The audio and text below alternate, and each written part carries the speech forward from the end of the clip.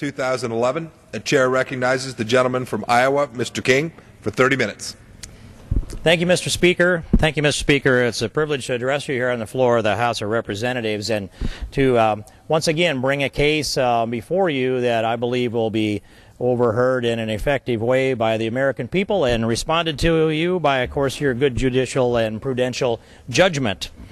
I came here to the floor to talk about a number of things, and yet should always bring up the number one thing that's on my mind first, and I know that it's impossible for me to exhaust the subject, but I have given it a significant endeavor over the last year and a half, and now as things move towards ahead with the continuing resolution negotiations and debate that's taking place, and the major decisions that will be formed over the weekend by the leadership in the House and in the Senate, with consultation presumably with the White House, we expect to see some kind of a proposal come before one or both chambers next week before the clock ticks down on the continuing resolution that is temporarily funding this government in a piece of shell appropriations that should never have happened.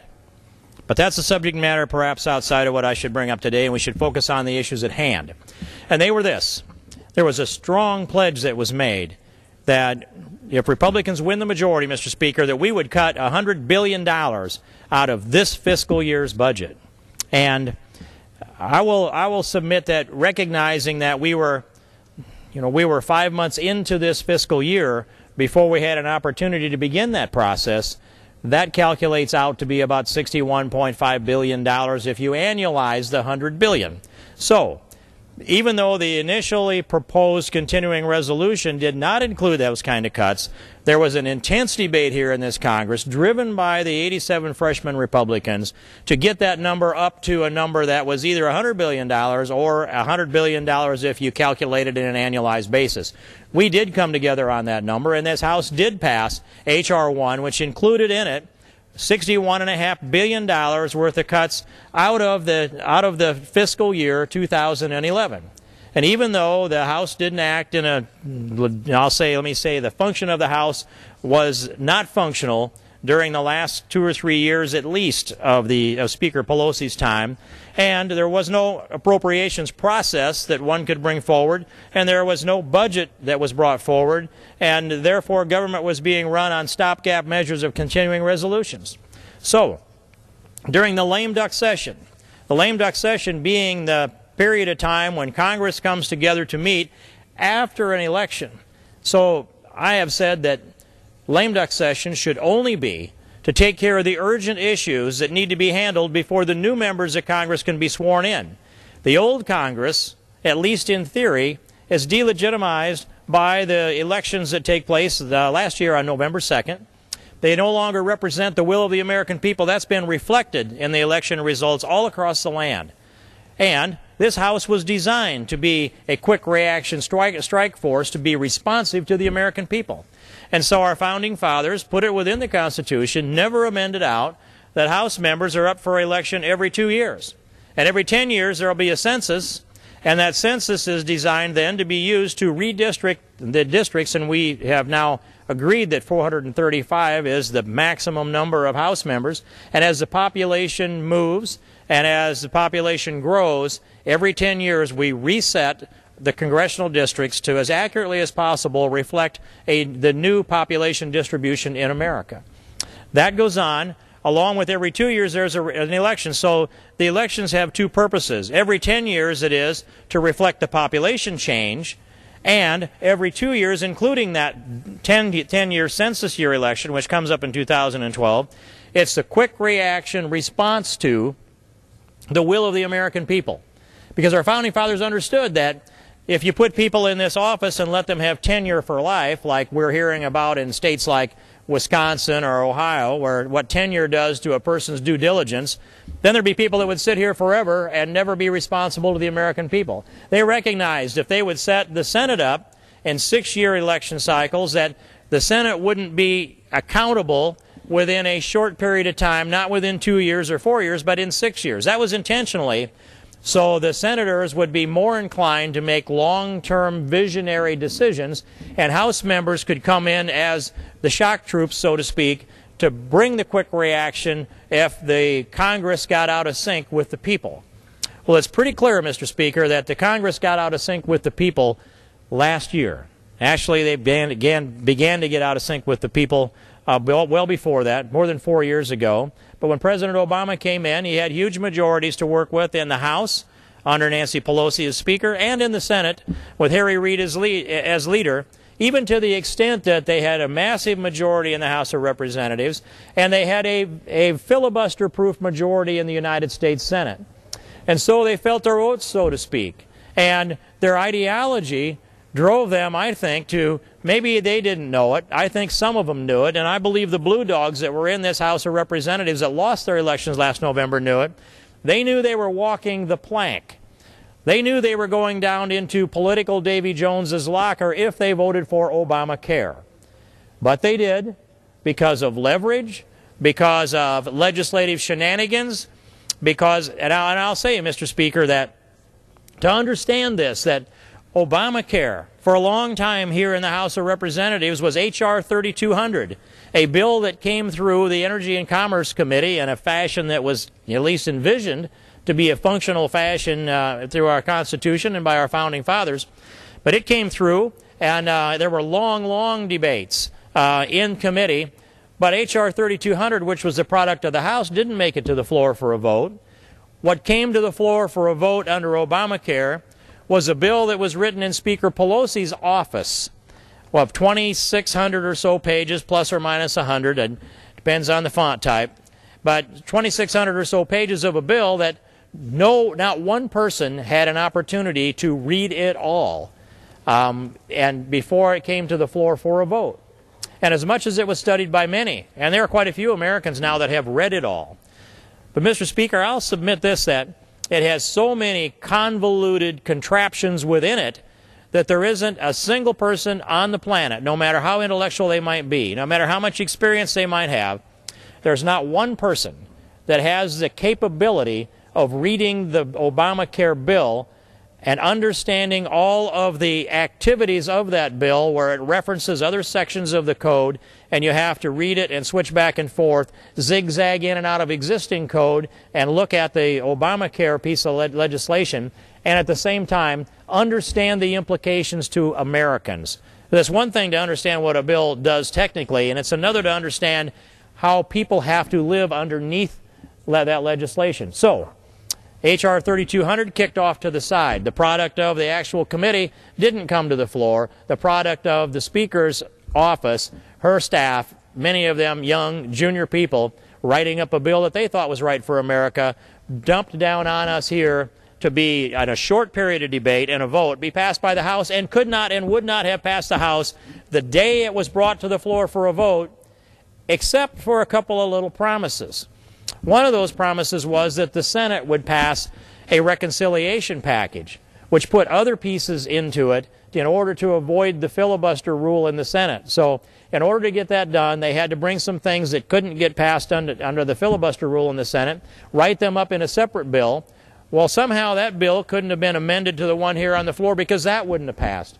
And furthermore, the Obamacare bill that was written in Nancy Pelosi's office couldn't have passed here on the floor because Bart Stupak had a dozen Democrats that locked up with the Republicans and said, we aren't going to vote for a bill that funds abortion. Nancy Pelosi wrote a bill that funds abortion. Harry Reid wrote a reconciliation package that they promised to send over to the House that did the things that his senators needed to have happen and the House members needed to have happen. And the piece of Obamacare that was written by Nancy Pelosi that funds abortion was going to satisfy the Stupak dozen if the President signed an executive order that amended the legislation that was before the House. Now, Mr. Speaker, you know, I wouldn't expect every American to be completely understanding this convoluted process. In fact, I'd expect most of them to be very confused about this. This was designed to be a confusing process.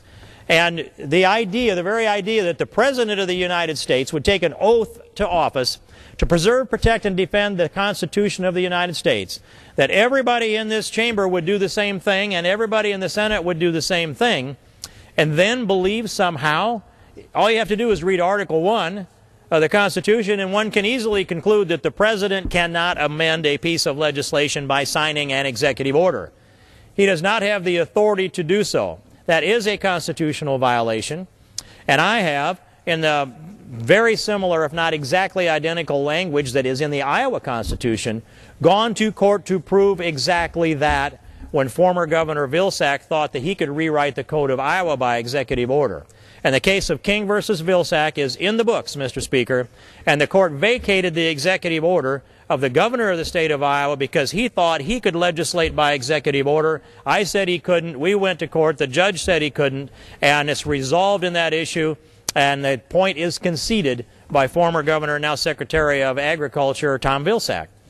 That same tactic was used by the President of the United States, Barack Obama, when he signed an executive order that was designed to amend the bill that was about to pass. Actually, he signed it after the bill passed.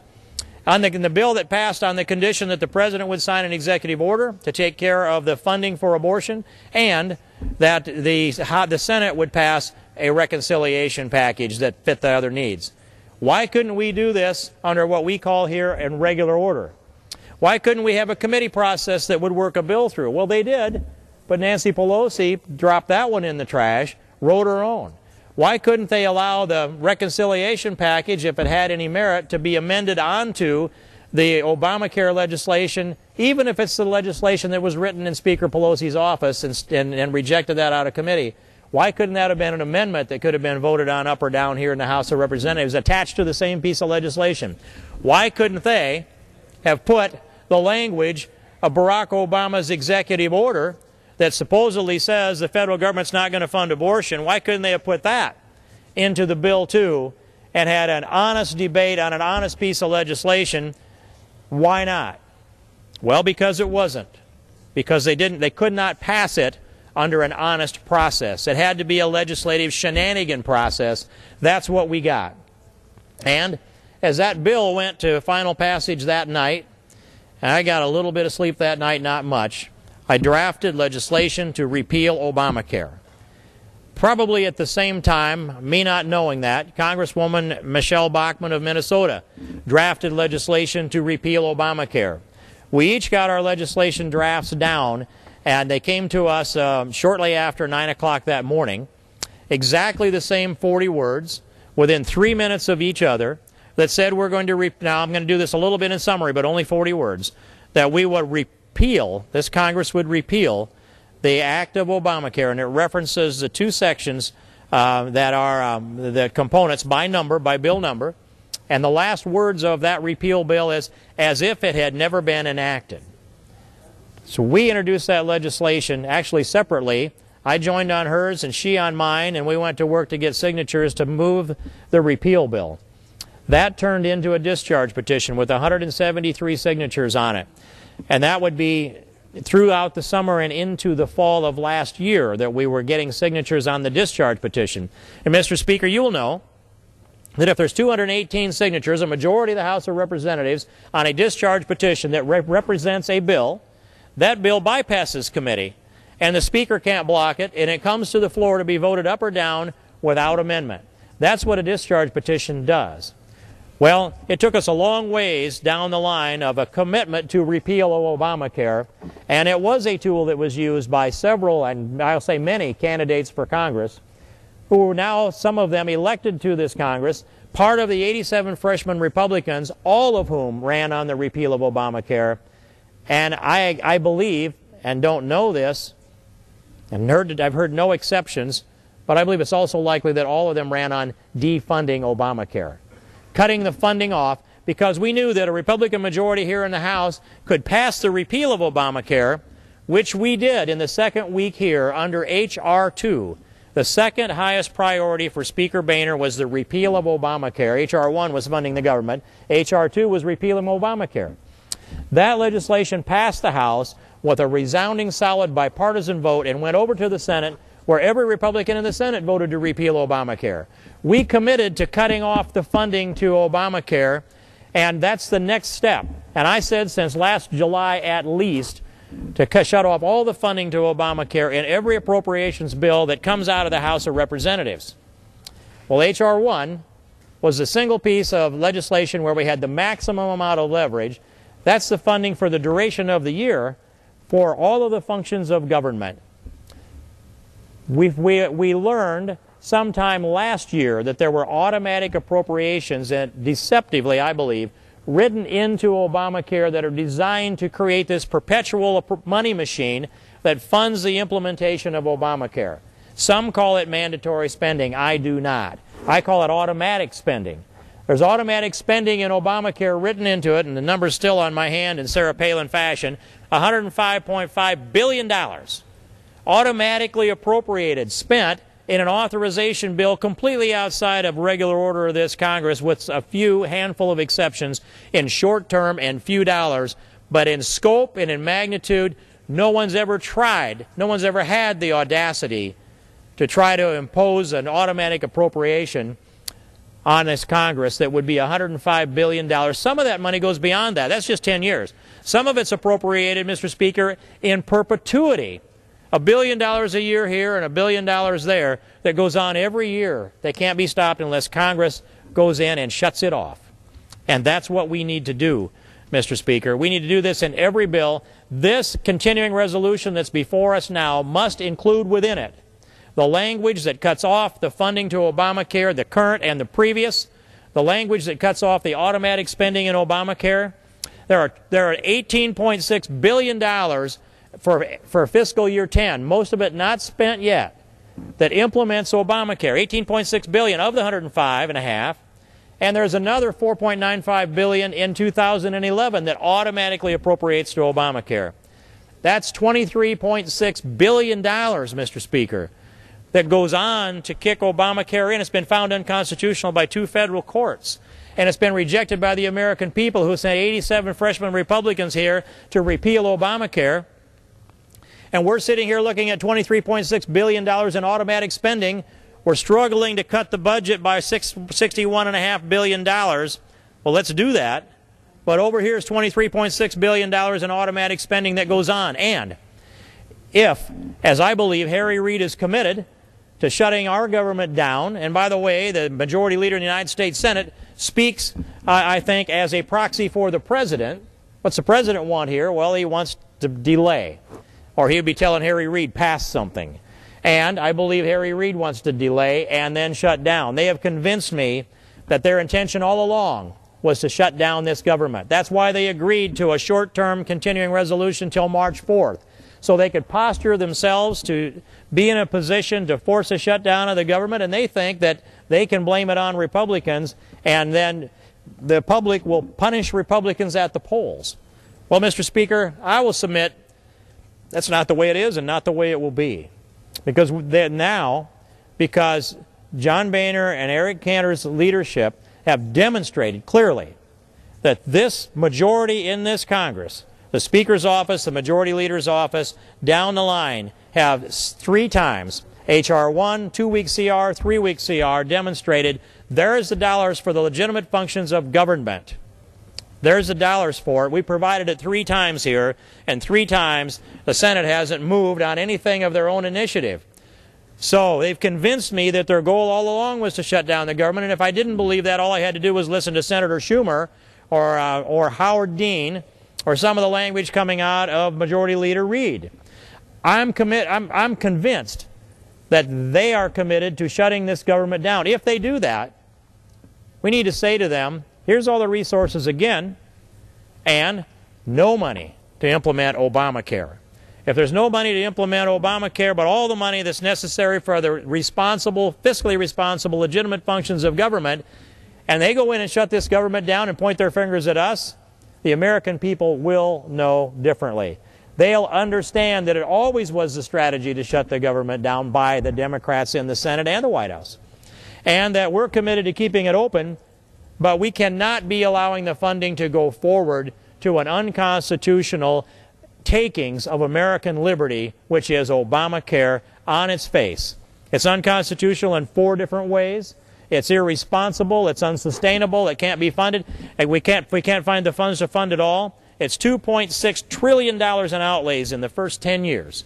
We must, Mr. Speaker, cut off the automatic funding to Obamacare and any funding going forward to Obamacare. Let the courts decide, and we decide here in the House of Representatives to draw a line, draw a bright line, and stand firm. That all needs to happen in that way. And history tells us this, Mr. Speaker, that when there was a government shutdown, the argument last time was overspending. Overspending, most of it within either Medicare or Medicaid.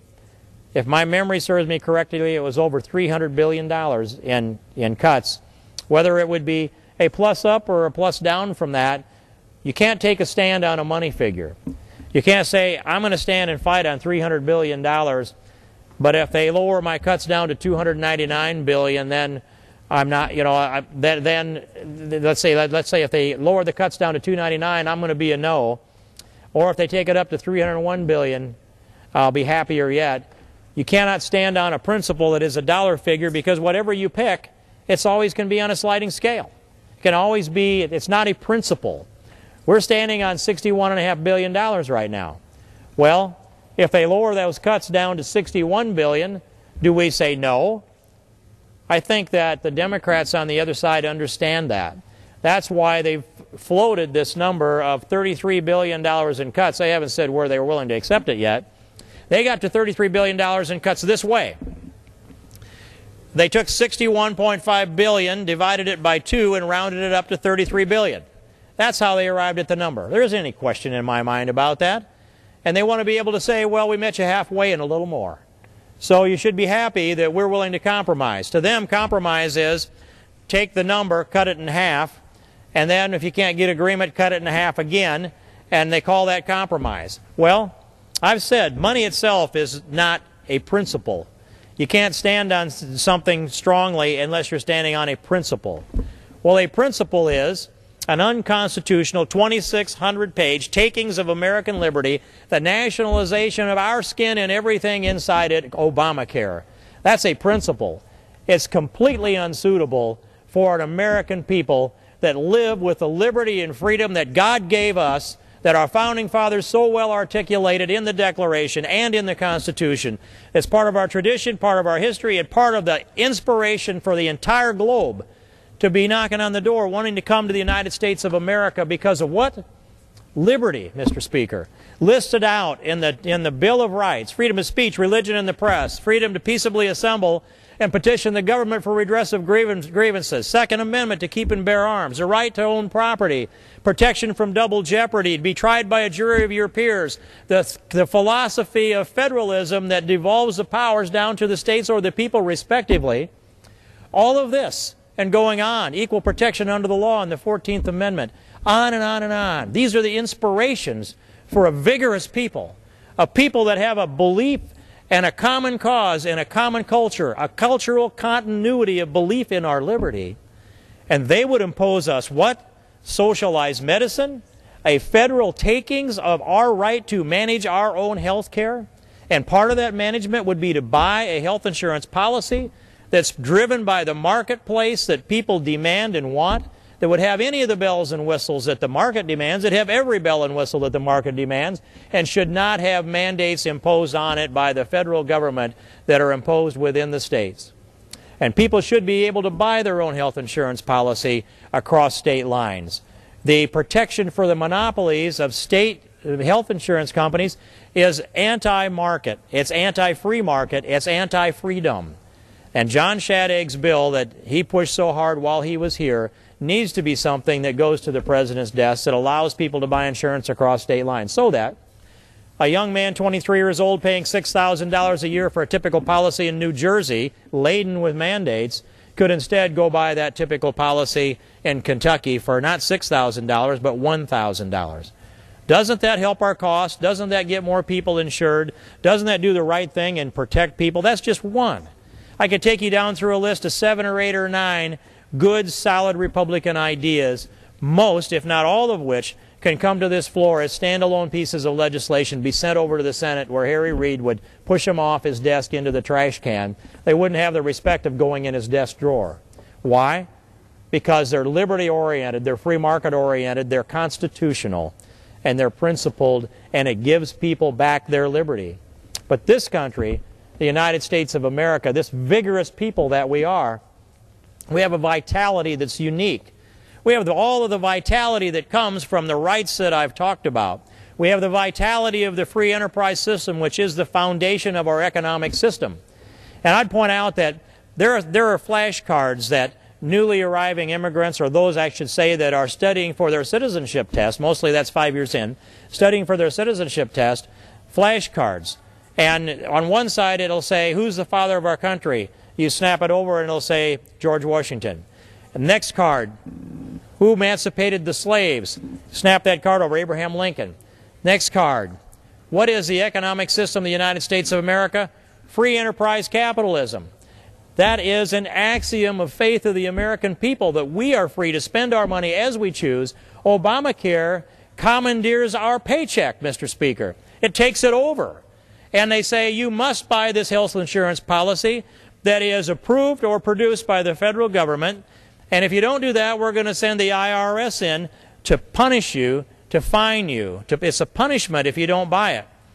If they can pass a law that requires you to buy a product that's produced or approved by the federal government, if they can commandeer 5% or 10% or in many cases 25 or 40 or even 50% of your payroll to pay for a health insurance premium, if they can commandeer any part of your earnings and force you to buy something, the next step is they can commandeer your money to buy a General Motors car because their investment may not be doing so well, or a Chrysler.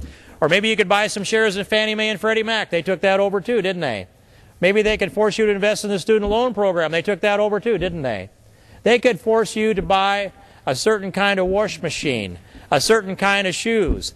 And they can also force you at that point, you have to buy so much diet pop instead of non-diet pop, so many ratios of carrots versus candy bars.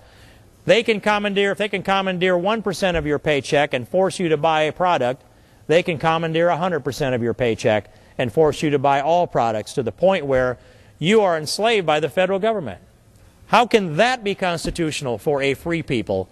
Mr. Speaker, I will submit it is not, and it cannot be, and that's why this House voted resoundingly to repeal Obamacare. That's why every Republican here and in the Senate voted to repeal Obamacare. That's why we must cut off all funding to implement or enforce Obamacare in every appropriations bill. And that's why they deceptively plugged into Obamacare the automatic appropriations of $105.5 billion, and that's why they front-loaded it with $18.6 billion in the FY 2010 budget to intensively implement Obamacare, and that's why there's another $4.95 billion in this fiscal year, $23.6 billion sitting there in the pot. And think of this, Mr. Speaker. If they're successful in forcing a shutdown of this government, and while they're busily trying to point their fingers at those of us who provide the resources to keep it open, we'd still see $23.6 billion hard at work implementing Obamacare. The lights could go off in federal offices all over America because of a shutdown, but you could drive down and look at where the lights are on. Guess what? That's the $23.6 billion still there, still implementing Obamacare like Santa's little elves, making sure we have socialized medicine before the lights come back on. That's what we're faced with, Mr. Speaker. That's what we must draw a line. We must stand and do this fight. The fight's inevitable. So choose the ground when the Army's the strongest and on the ground that we can stand to fight on. And that's this. Provide the resources for the legitimate functions of this government, not for the illegitimate functions of this government. And if the President of the United States, working through his mouthpiece, Harry Reid, or directly, brings about a shutdown, it will be about a bright line between all of the legitimate functions of government versus perhaps a legislative tantrum, an act of audacity and narcissism that his signature piece of legislation called Obamacare means more to the President of the United States than all of the functions of government put together, Mr. Speaker. For all those reasons, I say this is the week to draw the line. This is the week to do the fight. This is the week to do the battle. We have to have it. We can't avoid it. Let's get it over with so we can get on with the legitimate functions of the United States government. Thank you, Mr. Speaker. I yield back the balance of my time. The gentleman yields back.